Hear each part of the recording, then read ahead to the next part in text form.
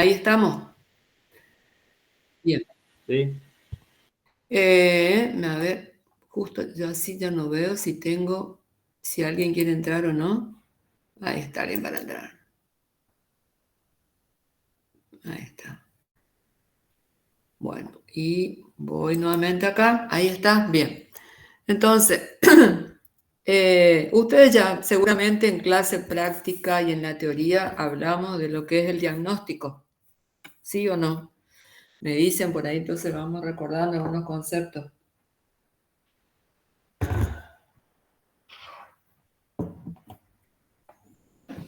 A ver si alguien me va contestando por ahí. ¿Mm? Es cuando identificamos y nombramos algo, digamos. Claro, es decir, cuando identificamos una enfermedad, identificamos un agente causal, ¿no? Entonces, lo que vamos a hacer ahora, cuáles son todas las distintas técnicas que se utilizan para identificar los agentes causales. Entonces, si ustedes tienen que, como agentes causales, tenemos hongos, bacterias, virus, causas no parasitarias, todos son diferentes, todos tienen distinta morfología, distintas estructuras, distintas maneras de expresarse. Por lo tanto, para identificar vamos a tener que disponer de distintas técnicas. De la misma manera, así como nosotros, los humanos, tenemos distintas enfermedades, hay distintos métodos. A uno le tienen que hacer una tomografía, a otro le harán una radiografía, al otro unos análisis. Bueno, de la misma manera, nosotros para las plantas también tenemos esa manera de trabajar. Lo que pasa es que tenemos que saber cuál es la técnica o el método adecuado para esa causa. A ver, parece que hay alguien más que quiere admitir. Ahí está. Estoy admitiendo. Bien. Bueno, entonces, ¿qué vamos a ver acá? ¿Qué sería el diagnóstico? Entonces, identificar la causa. Los pasos, es decir, la secuencia de pasos que tenemos que ir haciendo para realizar un diagnóstico son comunes para todos los patógenos y para todos los tipos de causas, sea parasitaria y no parasitaria. ¿Por qué es importante entonces identificar la causa de una enfermedad? Porque en base a eso yo voy a saber qué tipo de control voy a aplicar. El productor siempre pregunta qué tiene el cultivo, qué le pasa, inmediatamente quiere saber cómo controlar eso. Entonces, si yo no hago un diagnóstico correcto, no voy a poder proponer un control adecuado, un control específico para esa causa. Entonces, cuando hablamos del diagnóstico, siempre, digamos, tiene como base el conocimiento. Entonces, para eso ustedes ahora están estudiando los distintos agentes causales. Estamos estudiando los síntomas, estamos estudiando los signos, diferenciarlos. ¿Para qué? Para diagnosticar, para identificar una enfermedad. Y en base a eso, bueno, le voy a decir al productor cómo tiene que proseguir. Supongamos que nosotros tenemos estas situaciones, no sé si ustedes ven unas imágenes ahí, y yo quiero que me digan a ustedes si acá qué puede tener la hoja de soja. Ahí tenemos una planta de pimiento, parece. Abajo tenemos unos tallos de soja y después unas hojas de vid, ¿no? Así a grandes rasgos, ¿no? Mirando, observando, porque uno siempre se va al campo y tiene que observar. Se nos presentan estas situaciones. ¿Qué podrían decir ustedes así, ya con todo lo que vienen estudiando? Si se podría dar alguna causa de esto, ¿no? Y De estas cosas. el tallo tiene como carbón, profe. No, El tallo. no. No sé si ven ahí, veo un tallo que tiene una cierta coloración, ¿no? El tallo siempre es una planta herbácea porque acá se ve que está la chaucha en la soja, ¿no? Y el otro tallito tiene como un corte longitudinal que me deja ver en la parte interna un oscurecimiento. Si nosotros observamos que una causa, o sea, podemos decir, pensar que en este caso hay alguna causa que está en el interior ahí, en el sistema vascular. Como se ve acá, no, yo les pregunto, cuando muevo el cursor, ¿ustedes ven ahí? Sí, ¿no? Sí, se ve. Entonces, en este caso, yo vi seguramente cierta sintomatología en la planta, que me indica que puede haber algo en el tallo. Entonces, ¿qué es lo común que uno hace en el campo? Saca la planta y hace un corte longitudinal de ese tallo. Y ahí yo puedo ver este oscurecimiento. ¿Ese oscurecimiento es normal? No. Si la planta está sana, esa parte interna del tallo tiene que estar verde. Entonces, si veo esto oscuro, ¿qué me puede indicar? ¿Qué podredumbre? Pero sí, puede ser una podredumbre, pero ¿cómo está el tejido ahí? Y está dañado. ¿Cómo? Dañado. Bueno, si vamos a ser un poco más específicos. ¿Cómo clasifican a ese síntoma ahí? ¿Necrótico? Necrótico. Entonces me está queriendo decir que hay ahí tejido muerto, ¿no? Entonces, ¿y por qué se puede morir ahí tejido? ¿Qué le puede pasar? ¿Qué causa ustedes pueden decir? ¿Por un hongo? ¿Puede ser por una bacteria? Y si hay un tejido muerto ahí, ¿qué le va a pasar a la planta? No puede traslocar ni el No agua puede ni... traslocar o no puede tomar agua. Entonces, significa que me está dando una idea que posiblemente la causa esté ahí adentro. Entonces, capaz que si hay una causa ahí adentro que está matando el tejido, ¿qué podemos suponer seguramente esa planta, qué síntoma puede estar teniendo?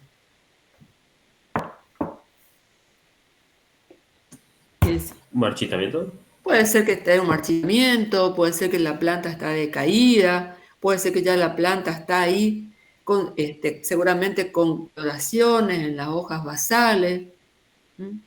Es decir, todas esas preguntas son las que uno tiene que hacerse, ¿no? Entonces, ¿quiénes se ubican en el sistema vascular?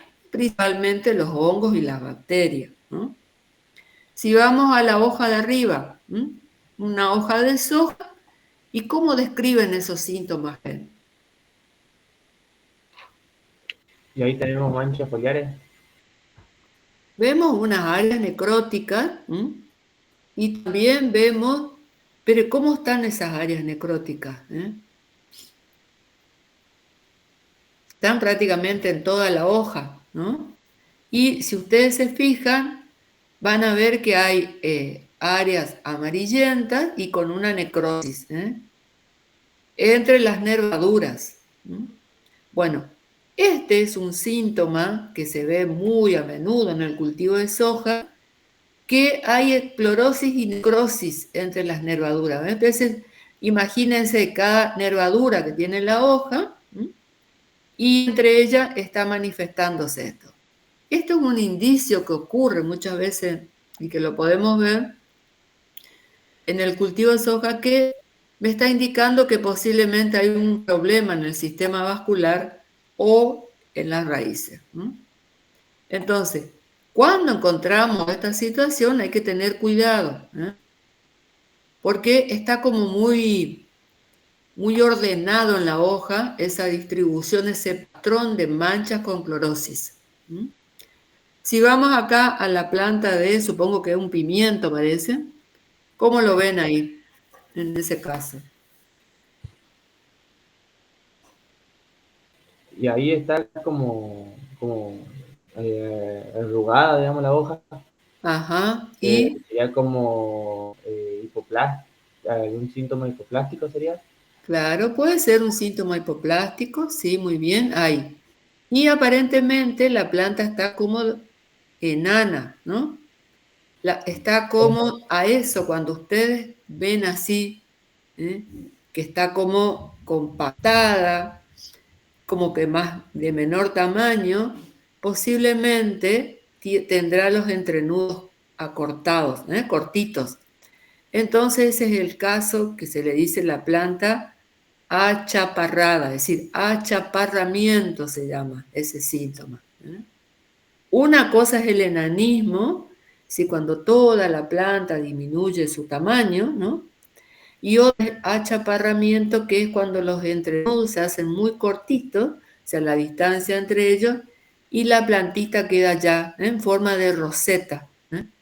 Entonces, y a su vez estamos viendo como que las hojas parecen como deformadas, pareciera que también ahí hay algo de clorosis, hay como, se ve como la hoja parece como abollada, así como que tiene abolladura, se le dice. Entonces, todos esos síntomas no es de una planta sana, Entonces, son síntomas que me podrían indicar un virus.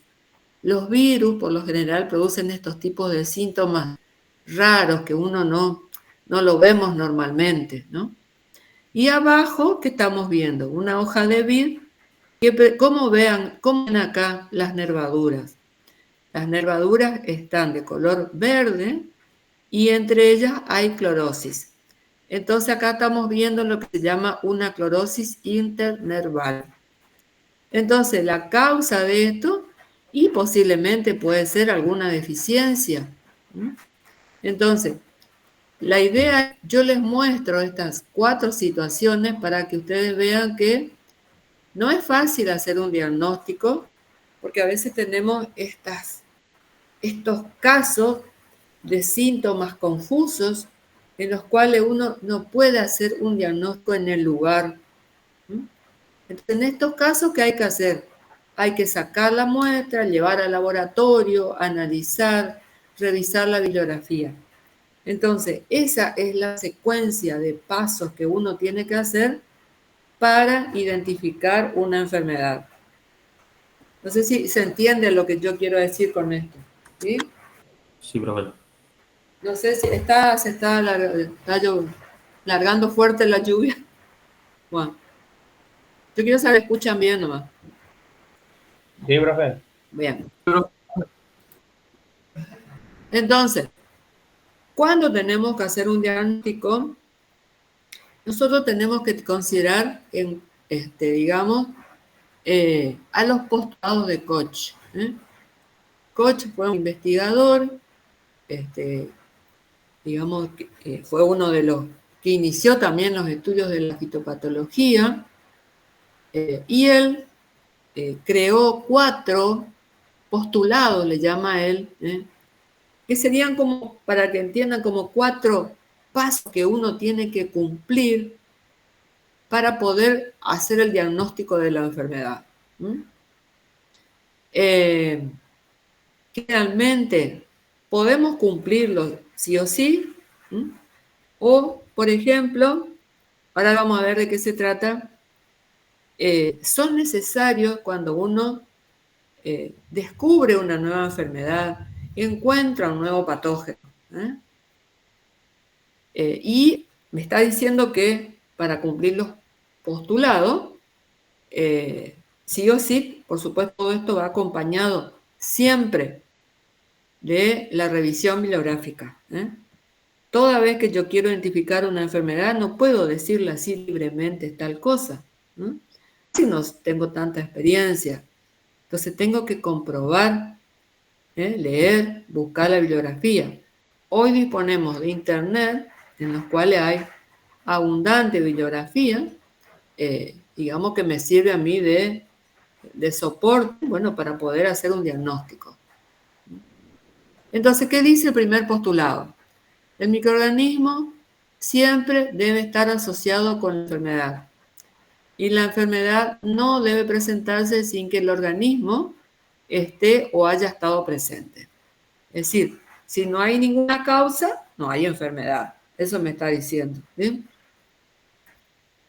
El segundo postulado me dice que el microorganismo en cuestión debe aislarse en cultivo puro y estudiarse sus características específicas. en este segundo postulado es importante considerar que el estado nutricional de los microorganismos. ¿Qué significa? Ustedes saben que en la teoría hablamos que existen parásitos que son biótrofos y parásitos que son necrótrofos. ¿Mm? ¿Qué quiere decir biótrofo y qué quiere decir necrótrofo? Y biótrofo significa que consume tejido vivo.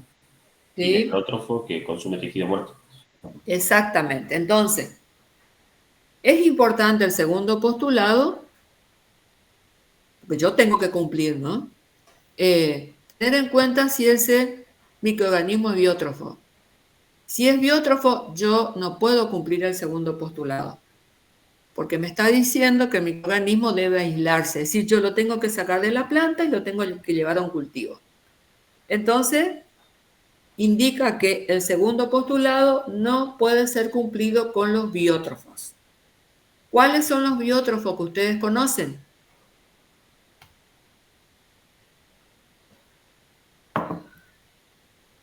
¿Cuáles son los biótrofos, los patógenos biótrofos? Los hongos puede ser, profe.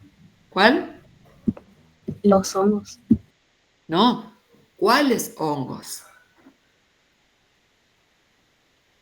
¿Se acuerdan que al principio, cuando hablamos de hongos, nosotros hablamos que los hongos eran organismos que pueden vivir en distintos ambientes, pueden vivir en el suelo, en los rastrojos, donde ellos ahí, digamos, colonizan toda esa materia orgánica, descomponen la materia orgánica, pueden vivir sobre las plantas, es decir, pueden estar en ambientes acuáticos, o sea, ellos pueden entrar en distintos ambientes. Entonces, en esos distintos ambientes tenemos parte muerta y parte viva, ¿no? Entonces, dentro de los hongos fitopatógenos teníamos algunos son necrótrofos y otros son biótrofos. Entonces, ¿cuáles son los biótrofos? También ya lo vimos en clase. Los biótrofos o parásitos obligados son aquellos que viven sí o sí a expensas de una planta viva. Entonces, ¿quiénes son? Las rollas, los oidios, los mildios. ¿Se acuerdan? ¿Se acuerdan de eso o no? ¿Sí? Sí, profe. Sí, profe. Bien.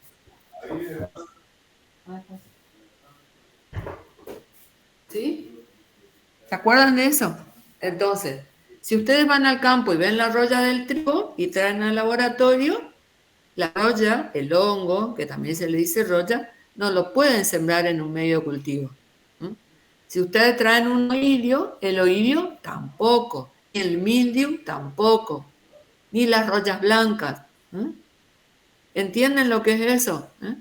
En cambio, si ustedes, por ejemplo, fueron al campo y trajeron, no sé, la mancha amarilla del trigo o la viruela de la selga, ¿qué síntomas estamos viendo ahí? ¿De qué tipo?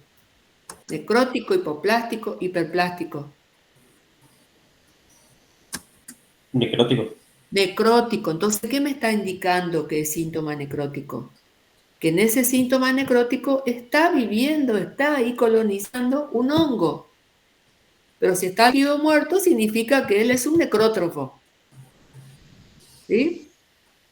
Entonces, a esa manchita, a ese hongo que está en esa manchita, sí yo lo puedo aislar, lo puedo llevar a una caja con medio de cultivo.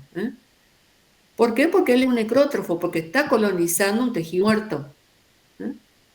No sé si van entendiendo la diferencia entre un biótrofo y un necrótrofo. Sí, profe. Entonces, si ustedes ven una mancha, una podredumbre, un marchitamiento, un tizón, todo lo que donde ustedes ven de color oscuro, negro, muerto, todo lo que es síntoma necrótico significa que esos agentes causales, tanto hongos como bacterias, yo lo puedo llevar a un medio cultivo. Significa que con ello yo puedo cumplir el segundo postulado. ¿Vamos entendiendo eso o no? ¿Sí? Sí. Bien. El tercer postulado dice, cuando el microorganismo aislado es inoculado, deben desarrollarse los síntomas característicos de la enfermedad. Entonces, ¿qué me quiere decir? ¿Se acuerdan que en la clase, no sé, anterior o la otra hablamos de las fases de la patogénesis? ¿Sí? ¿Qué era el inóculo? O sea, es como entra el microorganismo en la planta, profe. Más o menos. Usted hablaba de que la bacteria entra como la bacteria Claro, propia. esa es la manera como ingresan, pero ahora hablamos de inóculo.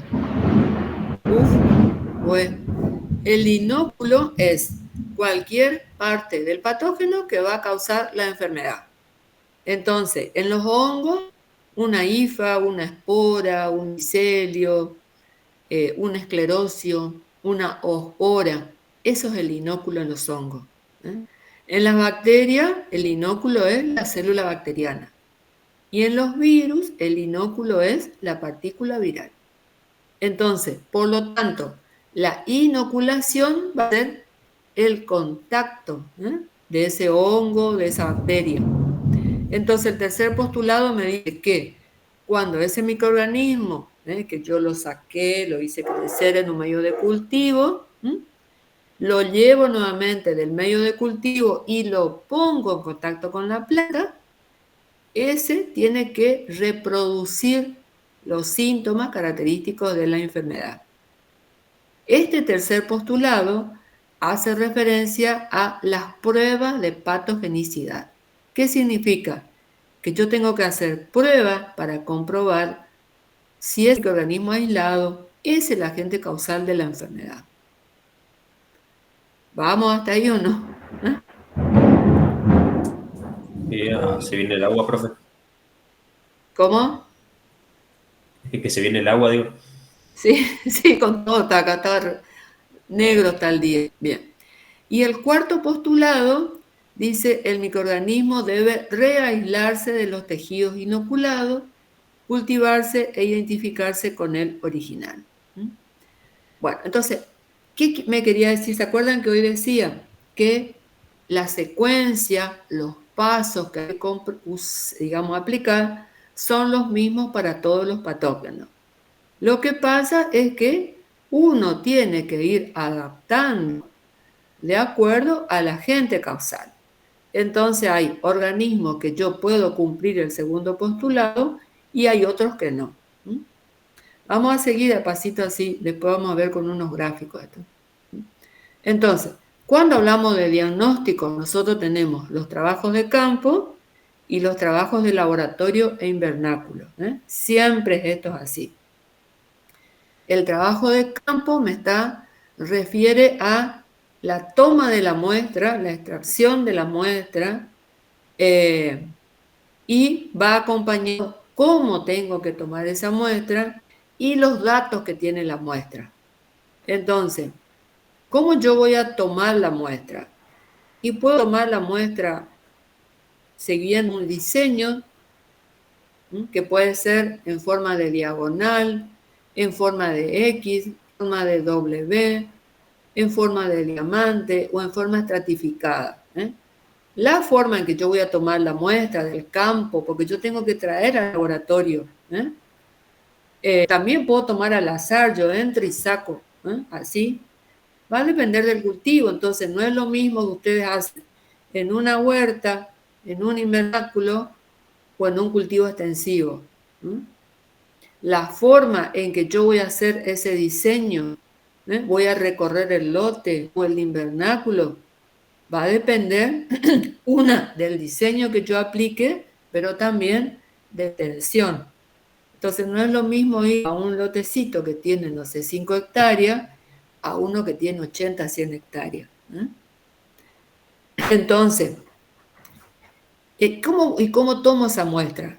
Entonces si yo tengo que llevar para hacer el diagnóstico, tengo que ir recorriendo el cultivo y sacar una planta sana y tengo que sacar las plantas enfermas que presenten los síntomas en distinto grado.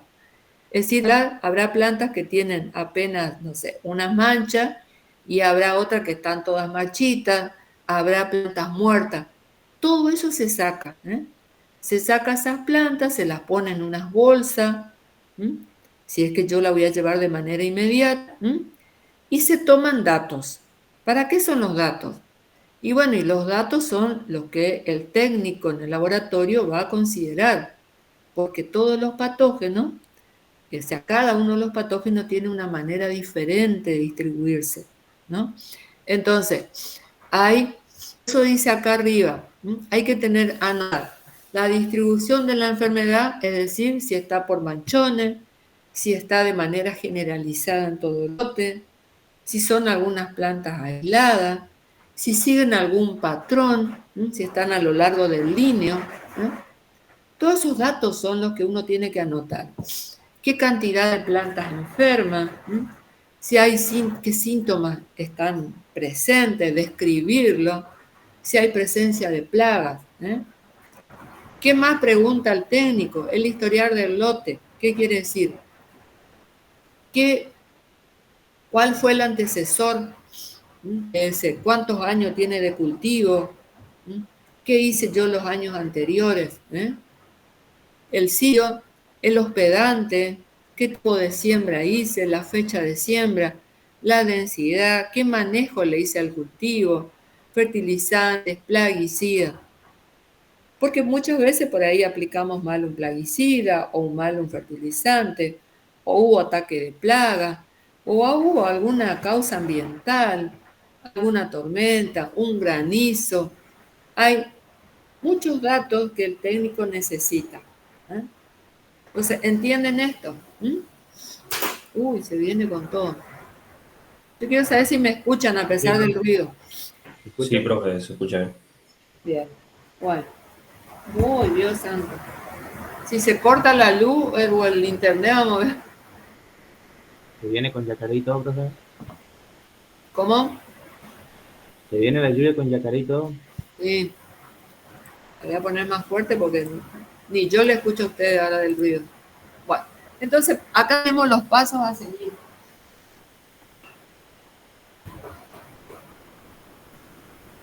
Espera un momentito.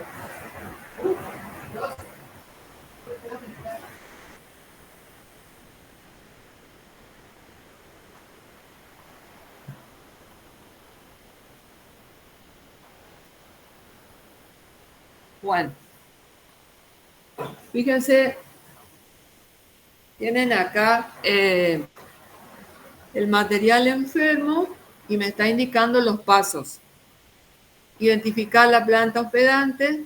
¿Qué más tengo que hacer? Llevo al laboratorio, tengo que observar y describir síntomas y signos, que es lo que ustedes hacen en el laboratorio, vienen haciendo en los prácticos, y después hacen la búsqueda bibliográfica. Es importante hacer la búsqueda bibliográfica en los libros, manuales, en internet. Entonces, de acuerdo a lo que yo vi en los síntomas y signos, voy a tener un diagnóstico presuntivo. ¿Sí? Entonces, ustedes me van a decir qué enfermedades pueden hacer un diagnóstico así. Que ustedes ven los síntomas y los signos y corroboran con la bibliografía. Que ustedes hicieron varias veces en clase práctica. ¿Y una micosis? ¿Cuáles? ¿Y por qué identifican la micosis? Y por ejemplo una roya. Porque ¿qué estoy viendo? El síntoma y el signo. El síntoma y el signo. Entonces, por eso decimos que el signo es lo más importante que uno tiene que ver para poder identificar una enfermedad. Entonces, ¿qué signos ustedes conocen que son fáciles de identificar? Las pústulas. ¿Cómo? Las pústulas.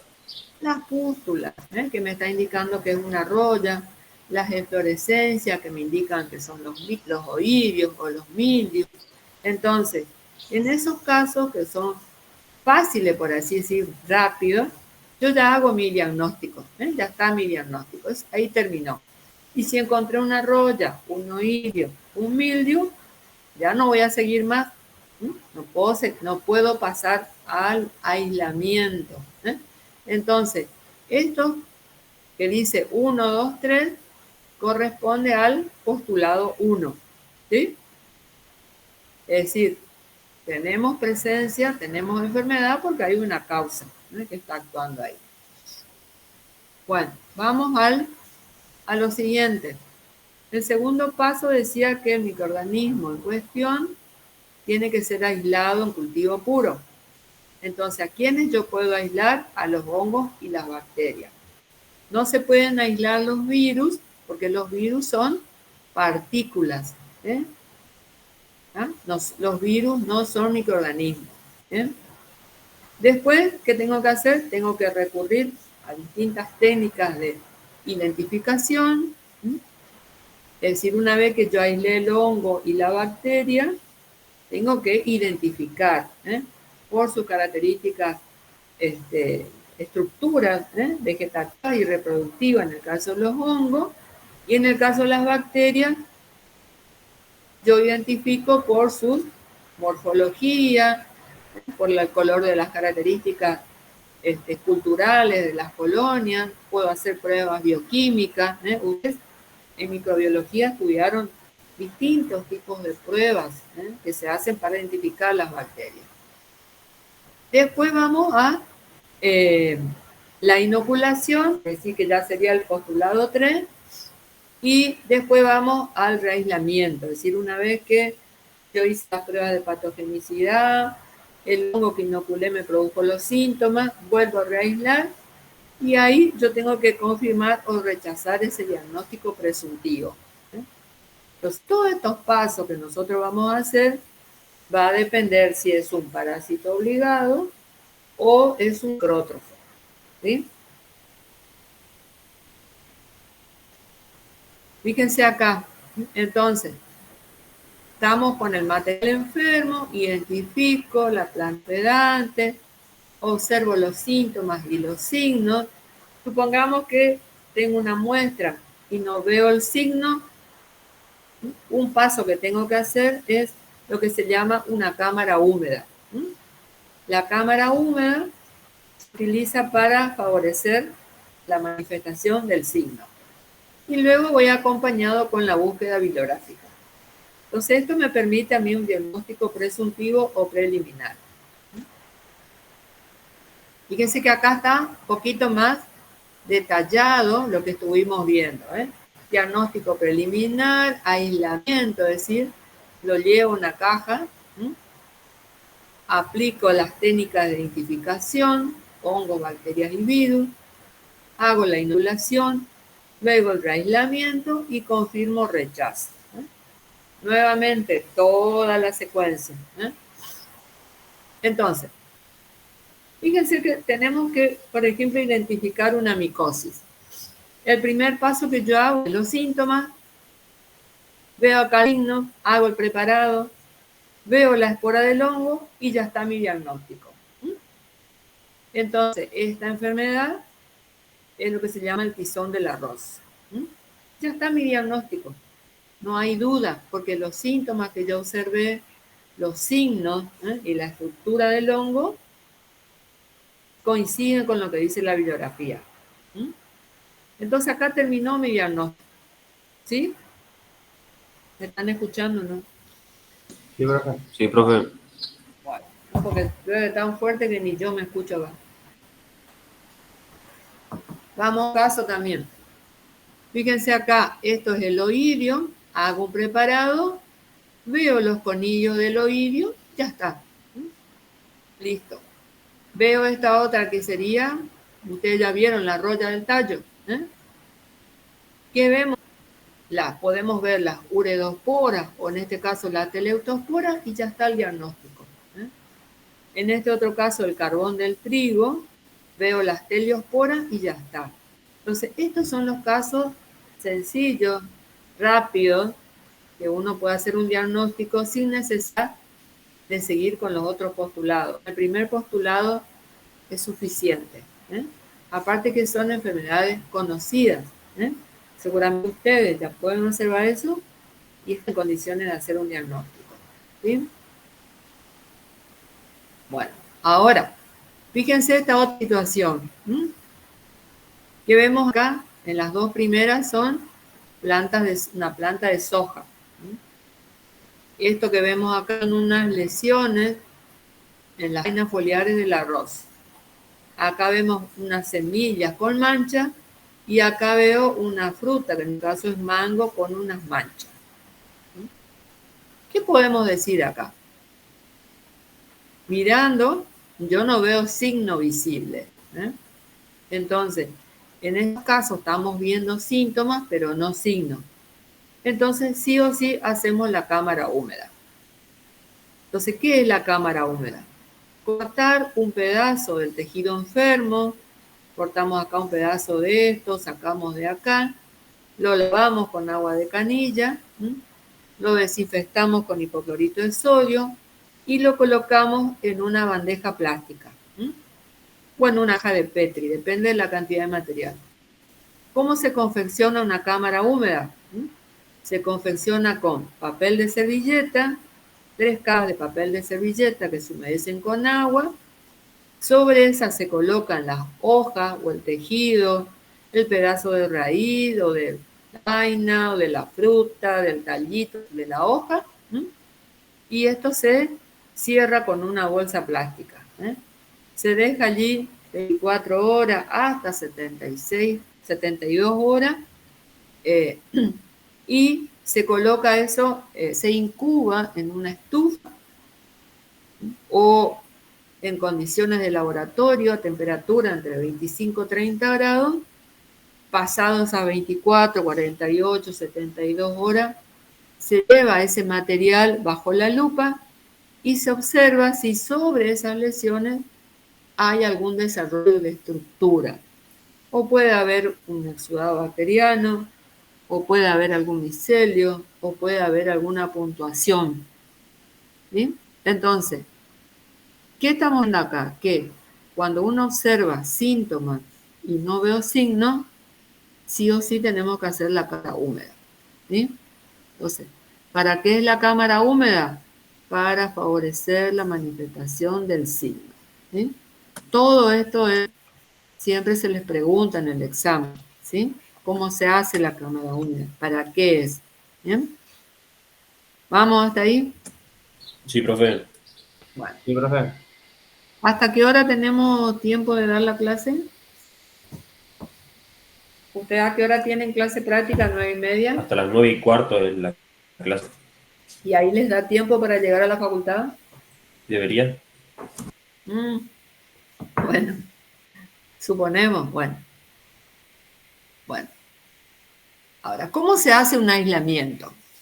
Que estamos acá en el segundo postulado que decía el microorganismo en cuestión debe ser aislado en cultivo puro y estudiarse sus características. Entonces acá tenemos, fíjense, acá hay unas hojitas que tienen unas manchas. ¿Qué se hace? Se corta, se saca con una tijera, se corta esa lesión y se va cortando en pedacitos chiquitos. Entonces estos se hacen trocitos de tejido enfermo, se dice.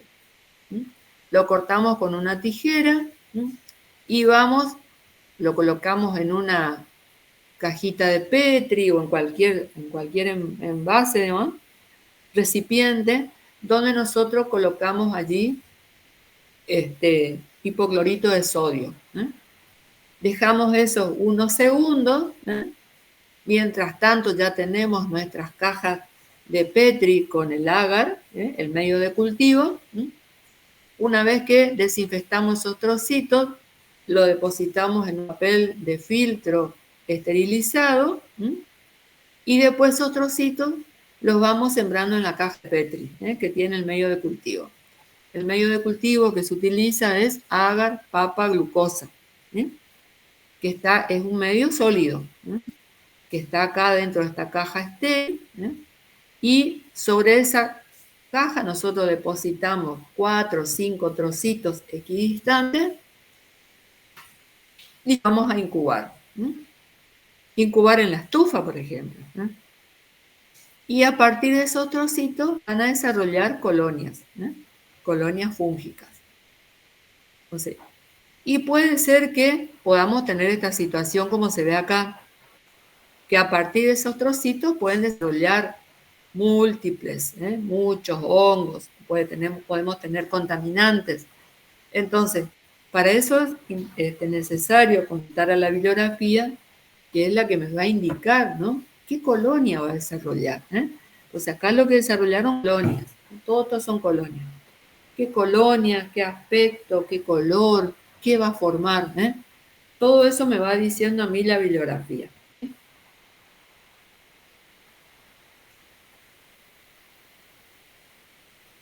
¿Sí? ¿Estamos hasta ahí? Sí, profe.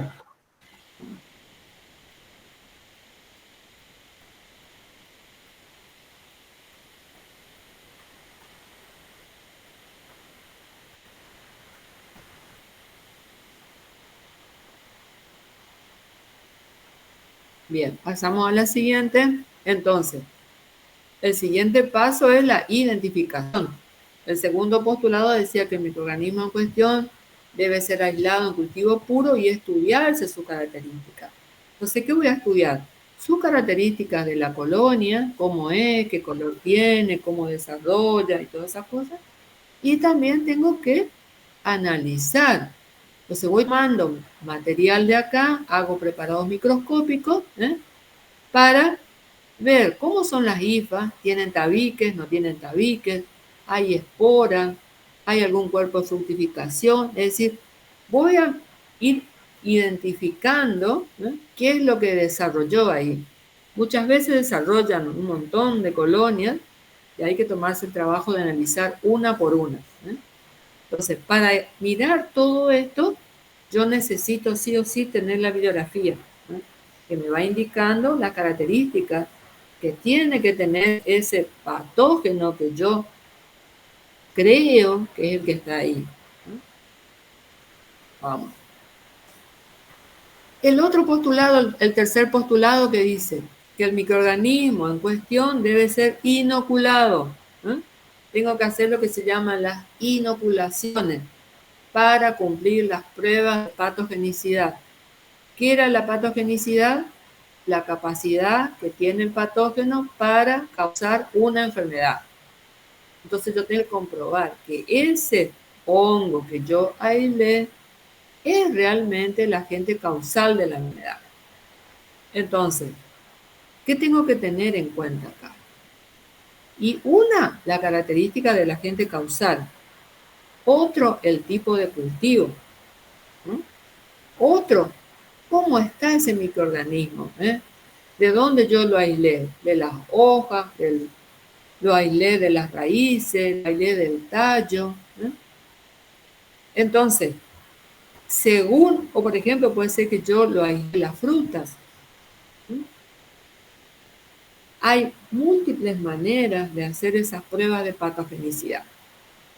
Entonces, la manera más común es hacer lo que se dice pulverizar. Fíjense que acá hay, pero primero, ¿qué necesito? Necesito tener la planta sana. Entonces, tengo que saber de dónde yo lo aislé, de qué esperante, para criar nuevamente plantas sanas de esa misma especie, a donde yo voy a inocular. Entonces, supongamos que en esta imagen hay plantitas de tomate y yo aislé un hongo del tomate, un hongo foliar. Entonces, ¿qué voy a hacer? Y bueno, tengo que, de la colonia donde él creció, tengo que preparar suspensión. ¿Cómo se hace? Bueno, de esas cajas de Petri donde el hongo está creciendo, se va raspando eso, se va sacando, y todo eso lleva a un recipiente que tiene agua estéril, donde yo voy depositando el raspado en esa agua. Eso ahí, seguramente, si el hongo está esporulando, en esa agua van a quedar las esporas del hongo. Entonces, con eso es una suspensión prácticamente, lo llevo a un pulverizador y voy pulverizando las hojas, las plantas en este caso. Eso es un caso.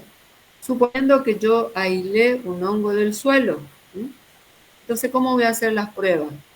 Y en este caso tengo que buscar el suelo, esterilizar suelo, inocular ese suelo y sobre ese suelo voy a colocar las plantitas. Supongamos que acá hay una imagen que tiene plantas muertas de lechuga. Entonces, ¿qué voy a hacer? Voy a buscar un sustrato, un suelo cualquiera, lo esterilizo, porque no tiene que haber nada. A ese suelo yo le voy a colocar el hongo. Entonces, esa caja de Petri, ¿qué voy a hacer? La voy a cortar en pedacitos, voy a trozar ese medio y lo voy a colocar en el suelo. Lo tapo ahí y sobre ese suelo voy a sembrar la lechuga. Y ahí voy a esperar si el hongo que yo inoculé va a causar algún síntoma. ¿Qué es importante cuando uno hace las pruebas? Una vez que uno hace las inoculaciones, tiene que cubrir. Acá, por ejemplo, tendría que tapar todas las plantas con un plástico. Si yo inoculé el suelo, y bueno, tengo que cubrir con un plástico. ¿Para qué? Porque le tengo que dar la humedad suficiente para que el hongo pueda ingresar y pueda germinar. ¿Sí? Si yo voy a inocular fruta, ¿cómo hago con la fruta? Entonces, yo aislé un hongo de manzana, tengo que buscar manzanas sanas, las lavo bien, las desinfecto con hipoclorito, y sobre esas manzanas yo voy a colocar ese inóculo. ¿Cuál es el inóculo? El hongo que está en la caja de Petri. Entonces tengo acá este hongo, puedo cortar con un bisturí o puedo cortar con un sacabocado, disco de esto, coloco sobre la fruta, cubro esa zona con un algodón húmedo y esto voy a guardar en un recipiente, en una bandeja o en algo que tengo que cubrir con una bolsa plástica. O por ejemplo, hoy en día se utilizan unas inoculaciones que se le llama en hoja suelta. Entonces supongamos que yo aislé un hongo de una planta, de un arbusto o de un árbol y no tengo la planta a mano, no sé, aislé de un eucalipto, por ejemplo, pero no tengo el plantín de eucalipto. Entonces, si yo lo aislé de la hoja, ¿qué tengo que hacer? Hoja sana de ese eucalipto, las lavo, las desinfecto y sobre esas hojas coloco discos, en este caso del hongo. Acá en estas imágenes me está mostrando, este es el disco, corto con el sacabocado y coloco esos discos de inóculo. Una cosa importante, que toda vez que yo hago pruebas, tengo que llevar testigo. Entonces mi testigo para esta planta que voy a inocular con suspensión, entonces a unas plantas le inoculo con suspensión que tiene el hongo y a otras plantas le inoculo solamente con agua estéril. Si yo inocular suelo, entonces a un suelo le inoculo el hongo y a otro suelo no le pongo nada, solamente agua o puedo poner el disco del medio de cultivo sin nada, como está acá. Corto trozos de agar y lo coloco acá directamente. Si yo voy a inocular la fruta, entonces a una fruta le coloqué el disco del hongo y a otra le inoculé el disco del medio de cultivo estéril. Siempre uno tiene que llevar, digamos, los testigos. Acá tengo la planta en una maceta en la cual posiblemente el hongo que yo aislé causó algunas lesiones en la zona del cuello de la planta. Entonces, para hacer la prueba de patogenicidad, voy a inocular al hongo en esa misma zona. O sea, acá en esta zona coloco los discos de agar que tienen al hongo y esto cubro con algodón humedecido. Y después voy a embolsar esa maceta. Todo esto son las inoculaciones que se hacen para las pruebas de patogenicidad. Voy a cerrar la puerta acá.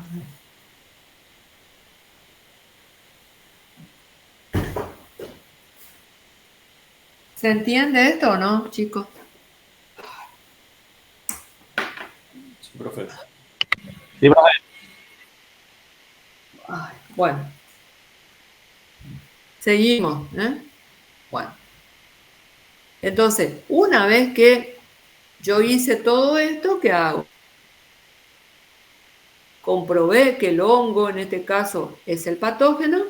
¿Qué hago? Lo saco de ahí, ¿m? Y lo llevo nuevamente a una caja de Petri. Entonces, supongamos que el hongo me produjo una lesión acá en la fruta. ¿Qué hago? Para reaislar, saco nuevamente ese pedacito de la fruta que se enfermó, la desinfecto en hipoclorito, la llevo a otra caja de Petri y en esa caja de Petri tiene que desarrollar el mismo hongo que yo aislé al principio. ¿Mm? Y con eso se cumplen ya los postulados de Koch, los 4 postulados.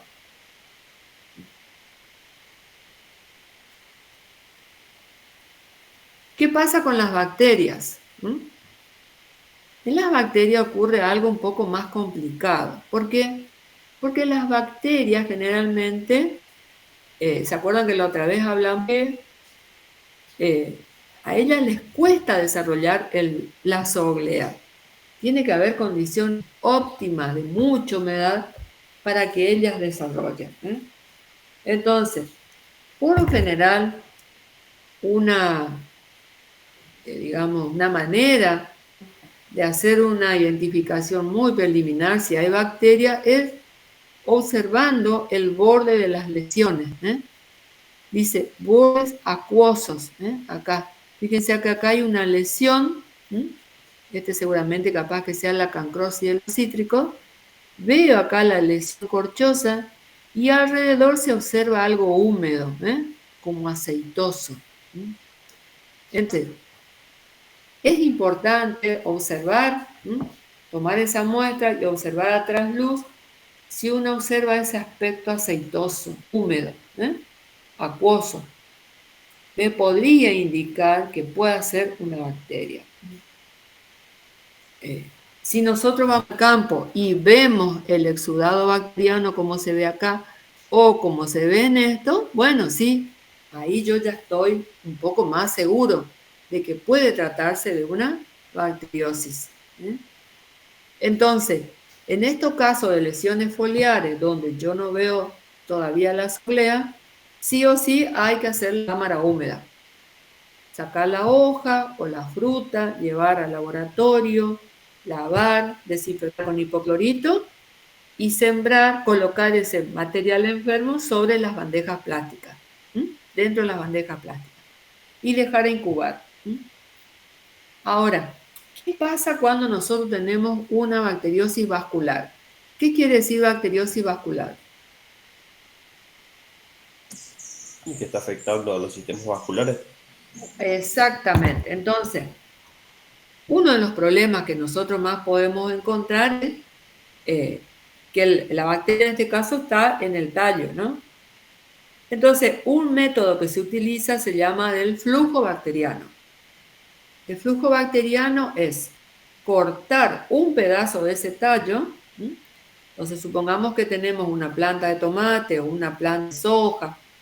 Es cortar un trozo del tallo, de la zona próxima a las raíces, como se observa acá, se coloca en un vaso, en un frasco, un poco de agua, se sumerge ahí ese trocito del tallo y se espera un tiempo, unos minutos, que empiece a fluir, a salir como una turbidez de ese tallito. Esto que se ve acá como si fuera una nubecita es lo que se llama flujo bacteriano, que sirve para identificar en aquellos casos en los cuales nosotros sospechamos que la bacteria está en el sistema vascular. Entonces ese método, por ejemplo, acá en Corrientes, donde hay mucho tomate, un gran problema es el marchitamiento de la solanácea, causado por Ralstonia solanaceae.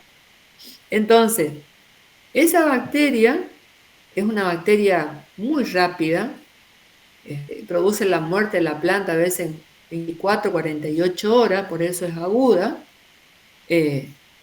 Y cuando uno ve eso, inmediatamente tiene que hacer esa prueba uno puede hacerla en el mismo campo, ¿no? O al lado ahí, si está el invernáculo ahí mismo, toma un frasco, coloca agua, corta un pedazo del tallo, lo coloca ahí y espera a que salga ese flujo. Entonces, esto me está indicando que la bacteria está adentro.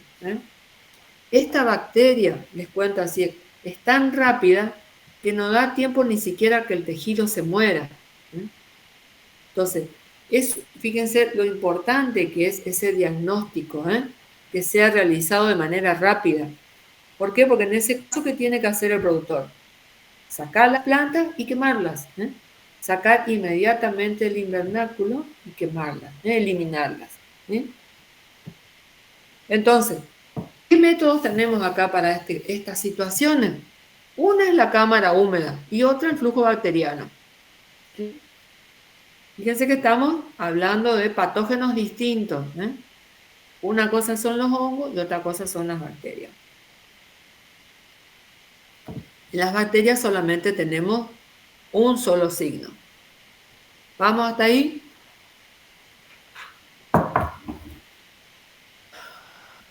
Sí, profe, sí. Vamos al otro. Bueno, entonces acá está como un resumen. ¿Qué otra cosa también podemos hacer? Supongamos que nos llegó estas hojas que parece que son de arveja, con estas lesiones húmedas. Dice, podemos hacer cortes histológicos. Entonces se hace un corte así, en la zona de avance, o sea, en el límite entre tejido sano y enfermo. Se coloca en un portaobjeto que tiene una gotita de agua y se observa el microscopio. Esto acá no sé si ven, esto sería una partecita de un tejido que lo cortamos. Fíjense que en estos casos es importante que los cortes sean finos, ¿no? Y se ve acá cierta turbidez, ¿no? Esas son las bacterias que van saliendo. Entonces, ¿qué pasa? Cuando nosotros hacemos un corte y colocamos el corte en el agua, las bacterias, que generalmente son móviles, las que atacan a las hojas son móviles, la mayoría, encuentran el agua y empiezan a salir. ¿Y qué es lo que yo veo al microscopio? Lo que se llama movimiento bacteriano. Las bacterias son tan pequeñitas que no las podemos ver, pero sí las vemos cómo se mueven. Entonces, otro método más. Entonces tenemos, por un lado, estos cortes histológicos que me permiten ver a mí el movimiento bacteriano y por otro lado el flujo bacteriano. Y aparte tenemos las cámaras húmedas. ¿Las bacterias fitopatógenas se pueden aislar? Sí, en su mayoría. Los géneros Xanthomonas, Pseudomonas, Clavibacter, Agrobacterium, todas esas nosotros las podemos aislar in vitro, porque son necrótrofos. Entonces, ¿cómo es el procedimiento?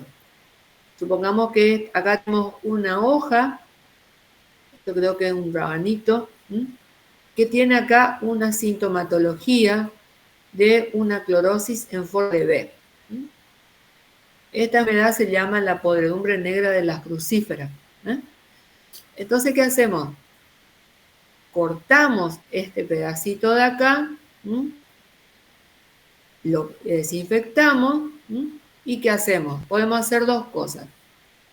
O hacemos, llevamos a una caja de Petri y hacemos un macerado de ese macerado, y ese macerado hacemos lo que se dice un estriado, una caja de Petri.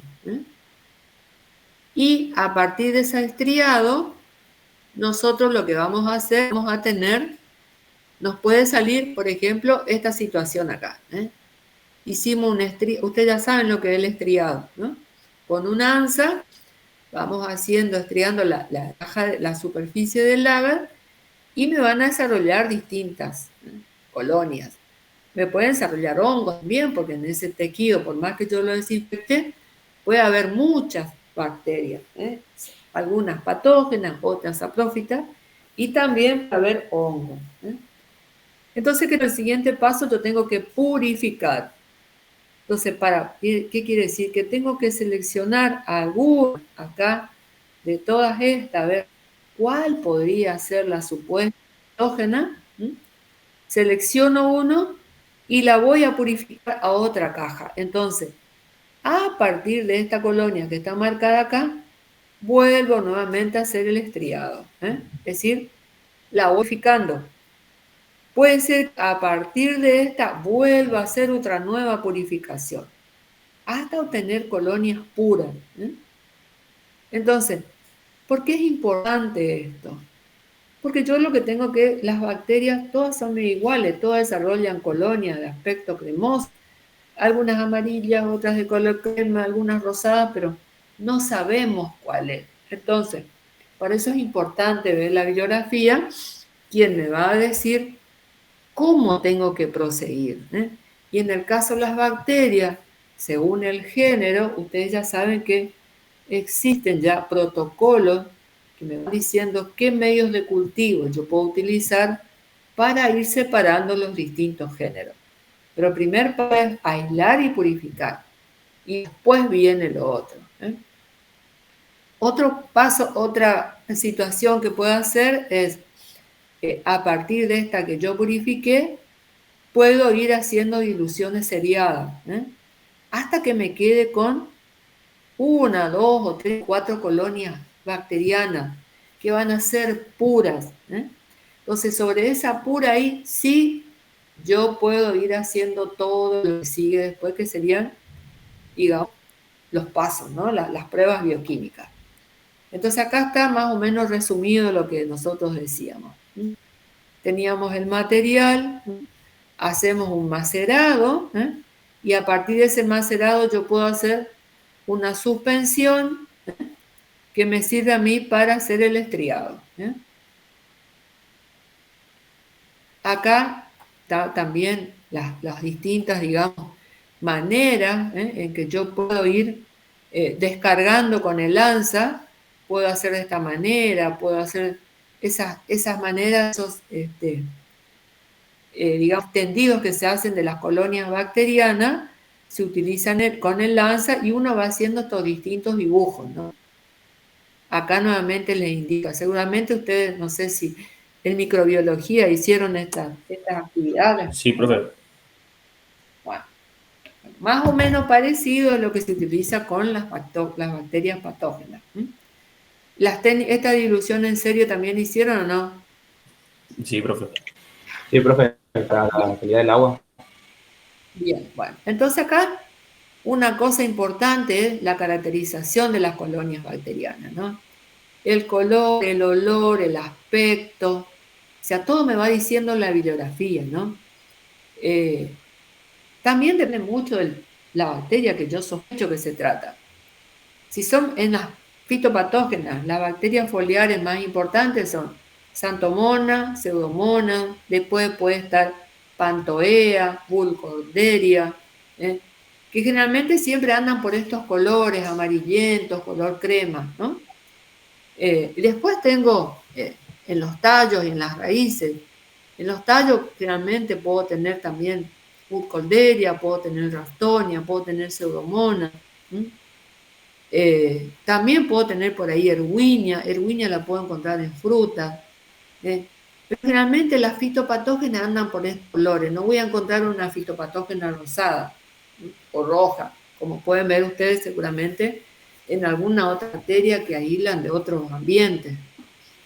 Entonces, es importante en estos casos seguir el protocolo para las bacterias fitopatógenas. Bueno, acá están las cosas que uno tiene que tomar de las características: tamaño, forma, borde, elevación, la pigmentación, los caracteres si son opacas, translúcidas, la consistencia, y depende el medio, si usamos medio cultivo sólido, medio cultivo líquido, qué medio estamos usando. Es decir, hay una serie de pasos que uno tiene que considerar para hacer, ¿no? Acá está más o menos, ya existe bibliografía que me va indicando cómo seguir. Estas son características que se observan bajo la lupa, ¿eh? Y una cosa fundamental, identificar, ¿eh? Hacer el test de Gram o el hidróxido de potasio, ¿no? Si es Gram positiva o Gram negativa, ¿eh? Entonces acá están las Gram negativas, que son las fitopatógenas, y acá están las Gram positivas, que son también fitopatógenas. ¿Ustedes hicieron el test de hidróxido de potasio o no? ¿Conocen eso?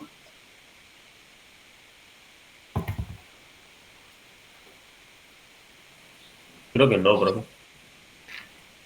Hicieron solo Gram. Bueno, Sí. en fitopatología usamos el test de hidróxido de potasio.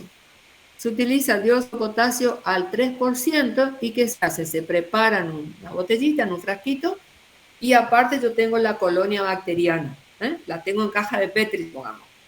Y ahí, ¿qué hago? En un portaobjeto, ¿eh? En un portaobjeto como está acá, voy a ocultar esto, ¿eh? Coloco una gota de hidróxido de potasio y con el lanza tomo una cantidad de la colonia bacteriana y empiezo acá, coloco esa colonia bacteriana sobre el hidróxido de potasio. Comienzo a remover, es como que uno va haciendo un batido, ¿eh? Y luego voy levantando el lanza. Si se forma una especie de hilo así, ¿eh? Como se ve acá, se dice que la bacteria es Gram negativa. Si no se forma ese hilo y queda como leche cortada acá, es Gram positiva. ¿Qué es lo que hace el hidróxido de potasio? Rompe las paredes de la célula bacteriana y libera todo el contenido nuclear, digamos, material nuclear que tiene la bacteria. Ese material nuclear es el que hace que se forme esta especie de gomosidad. Entonces, esto es lo que usamos en fitopatología. No usamos todo el gran, eso que lleva tiempo, gasto y todas esas cosas.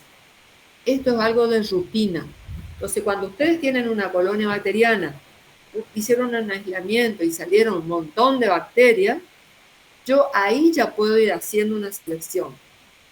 Veo cuál es Gram positiva y cuál es Gram negativa. Si yo aislé una bacteria de la hoja, sospecho que es Gram negativa.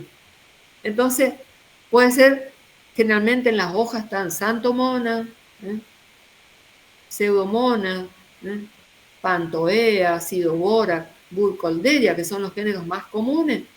Entonces, ya sé que si son esas sí o sí, me tiene que dar esta formación del hilo. Y eso lo voy haciendo de rutina, un pedacito de la colonia, un batido, para hacer la otra quemo el lanza y así sucesivamente. Ahora, si yo aislé del tallo, aislé de la fruta, sospecho que puede ser una Gram positiva y bueno, me va a dar esta otra situación que nos va a formar el hilo. ¿Entienden cómo son los pasos? Que son diferentes, para aislar uno y para aislar otro. Bueno, son las 9:11. ¿Qué les parece si dejamos acá